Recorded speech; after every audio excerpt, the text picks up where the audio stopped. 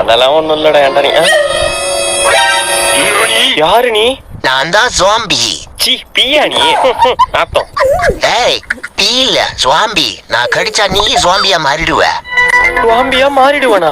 ஆமாண்டா, இப்ப பாரு உன்னை கடிக்க. ஆபியம். யாய். ஆத்தா டங்கு.